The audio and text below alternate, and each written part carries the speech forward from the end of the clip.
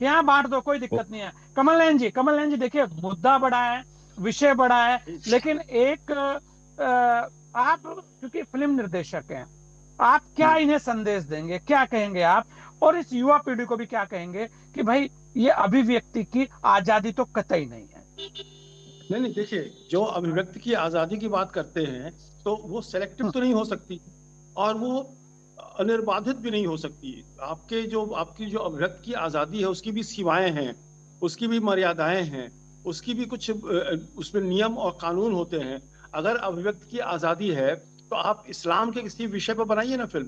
ये मुझे याद है कि हम्म, एक पुस्तक निकली थी रंगीला रसूल, उस पर तुरंत बैन लग गया। तो मैं ये नहीं कहता कि प्रॉफिट का अपमान किया जाए, मैं ये नहीं कह रहा हूं, लेकिन अगर रंगीला रसूल निकली तो उस लेखक की अभिव्यक्ति की वो आजादी थी, तो आपने क्यों उसको बैन हम्म, किया?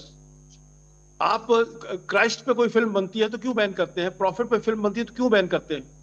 तो मेरा ये कहना है कि अभिव्यक्ति की आजादी के नाम पर ये लोग जो तमाशे कर रहे हैं वो गड़बड़ है। अच्छा, आपकी अभिव्यक्ति की आजादी है तो कश्मीर फाइल्स बनाने वाले की अभिव्यक्ति की आजादी क्यों नहीं है?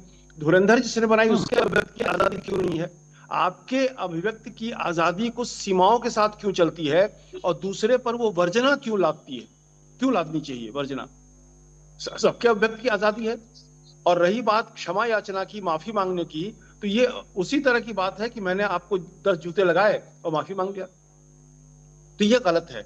इनको दंडित किया जाना चाहिए, बैन लगना चाहिए। और जिस तरह चीन में लोग करते हैं, चीन में इस तरह की कोई तमाशे नहीं हो पाते हैं। तो मेरा ये कहना है कि इनको लगे कि अगर ये हमारे सनातन पर, हमारे समाज पर, हमारे देश पर अगर ये आक्रमण करके और आराम से चले जाएंगे तो ऐसा नहीं होगा। इनको पता चलना चाहिए। और इन्होंने मुफ्त में अपनी पब्लिसिटी तो करवा ली। आखिर हम भी बैठ हम्म, के घूसखोर पंडित की बात कर रहे हैं ना, हम भी बैठ के वही बात कर रहे हैं। तो हम जी, आखिर उसको प्रचार तो सारे लोग दे ही रहे हैं, प्रचार उनको मुफ्त का मिल गया। हम्म, अब अगर वो टाइटल भी बदल दे तो क्या फर्क पड़ता है?